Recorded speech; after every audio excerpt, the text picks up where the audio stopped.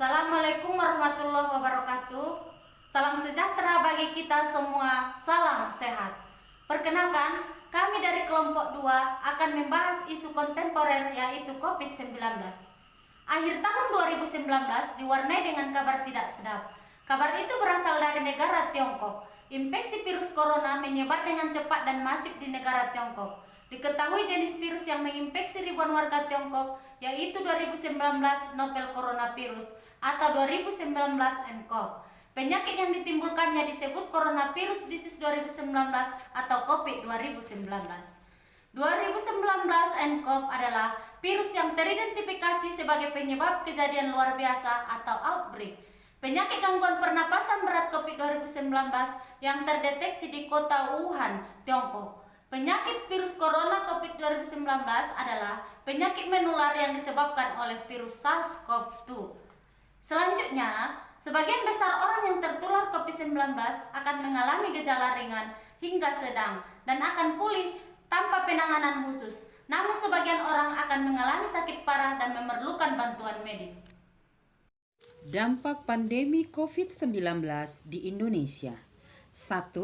Belum optimalnya pembelajaran jarak jauh atau PJJ di masa pandemi COVID-19.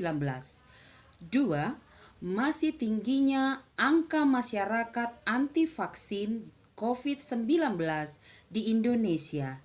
3. Maraknya isu hoax tentang COVID di sosial media. 1. Belum optimalnya pembelajaran jarak jauh atau PJJ di masa pandemi COVID-19. Hal ini dilansir oleh tribunjabar.id dengan judul Kualitas Pembelajaran Menurun, Mendikbud akui belajar jarak jauh tidak optimal. Menteri Pendidikan dan Kebudayaan Nadiem Makarim mengakui metode pembelajaran jarak jauh atau PJJ selama pandemi COVID-19 menurunkan kualitas pembelajaran. Nadiem mengatakan PJJ membebani guru, murid, dan orang tua murid. Ada penurunan kualitas akibat tidak adanya tatap muka, ujar Nadiem dalam diskusi daring.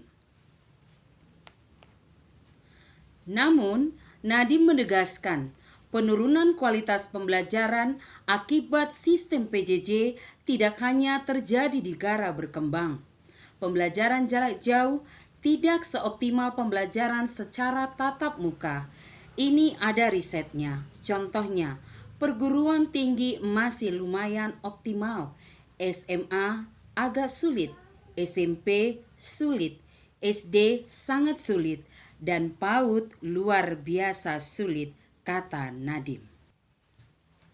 Menurut Nadiem, guru dituntut komprehensif mengajar semua kompetensi dasar yang berimbas pada menumpuknya pekerjaan rumah murid. Guru-guru tidak punya opsi, katanya. Nomor 2. Masih tingginya angka masyarakat anti vaksin COVID-19 di Indonesia.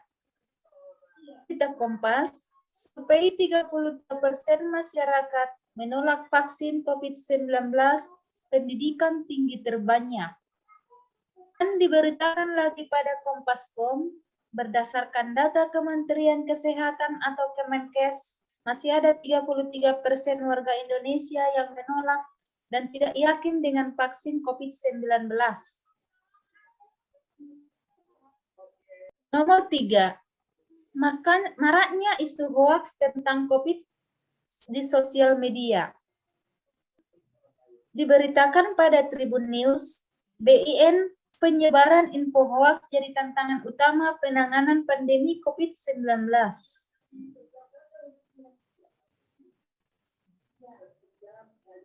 Kemudian diberitakan lagi pada berita Tribun News, Deputi Ketujuh Badan Intelijen Negara BIN, Wawan Hari Purwanto, mengungkapkan penyebaran hoaks menjadi salah satu tantangan utama dalam penanganan COVID-19. Baik, kita sekarang masuk pada tahap berikutnya, yaitu penganalisisan masalah dengan metode APKL. Pada metode APKL ini kami mengangkat 3 masalah. Yang pertama adalah belum optimalnya pembelajaran jarak jauh PJJ di masa pandemi COVID-19. Yang kedua, masih tingginya angka masyarakat anti vaksin COVID-19 di Indonesia. Dan yang ketiga adalah maraknya isu hoaks tentang COVID-19 di media sosial. Dari ketiga masalah ini, ternyata masalah ketiga itu tidak memenuhi metode APKL, sehingga 2 masalah yang pertama yang kita naikkan ke metode USG. Pada metode USG, masalah yang kita angkat adalah belum optimalnya pembelajaran jarak jauh PJJ di masa pandemi COVID-19 dan masih tingginya angka masyarakat anti vaksin COVID-19 di Indonesia. Dari kedua masalah tersebut, ternyata yang menjadi prioritas pertama adalah belum optimalnya pembelajaran jarak jauh PJJ di masa pandemi COVID-19 yang mencakup capaian belajar, koordinasi guru dan peserta didik, dan metode pembelajaran PJJ. Setelah isu dianalisis dengan metode APKL dan USG, maka isu yang paling USG untuk diatasi saat ini adalah belum optimalnya pembelajaran PJJ di masa pandemi COVID-19. Maka strategi atas masalah tersebut yang pertama, itu dengan mengoptimalkan pembelajaran PJJ dengan cara guru mengikuti program guru berbagi. Jadi, pemerintah menyediakan program guru belajar dan program guru berbagi yang bisa kita akses di laman akun SIM PKB kita masing-masing. Guru bisa belajar dan mengikuti seri-seri yang ada di laman tersebut, seperti seri pandemi COVID-19 dan juga seri-seri lainnya. Di program guru berbagi, juga guru bisa terhubung dengan seluruh guru yang ada di Indonesia, bisa saling berbagi mengenai RPP, media pembelajaran, atau hal-hal lainnya yang berhubungan dengan pembelajaran. Itu untuk strategi yang pertama.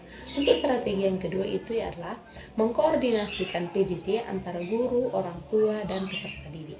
Diharapkan dengan adanya koordinasi dan komunikasi antara guru, orang tua, dan peserta didik, maka PJJ diharapkan bisa berjalan lebih optimal dan juga maksimal. Untuk strategi yang ketiga yaitu membuat pembelajaran lebih kreatif dan inovatif, lebih baik dalam pemateri ataupun penugasan. Di sini, guru dituntut untuk lebih kreatif dan juga inovatif dalam membuat media pembelajaran atau materi pembelajaran agar tingkat kebosanan siswa selama PJJ di masa pandemi COVID-19 ini bisa menurun dan minat siswa selama pembelajaran PJJ ini bisa lebih meningkat.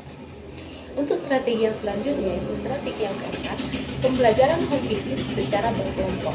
Di sini, dengan adanya kunjungan guru ke rumah siswa, baik itu secara berkelompok, diharapkan siswa bisa bertanya secara langsung mengenai materi atau pembelajaran yang tidak dipahami oleh siswa. Untuk strategi yang kelima dan yang terakhir yaitu memaksimalkan pembelajaran tatap muka dengan menerapkan protokol kesehatan yang ketat. Dengan adanya PTM terbatas atau pembelajaran tatap muka terbatas dari pemerintah yang bisa dilakukan secara maksimal dan menetapkan protokol kesehatan yang ketat, diharapkan pembelajaran bisa lebih maksimal dan optimal kembali seperti sedia kala. Maka sekianlah isu kontemporer dari kelompok kami. Semoga bermanfaat dan terima kasih.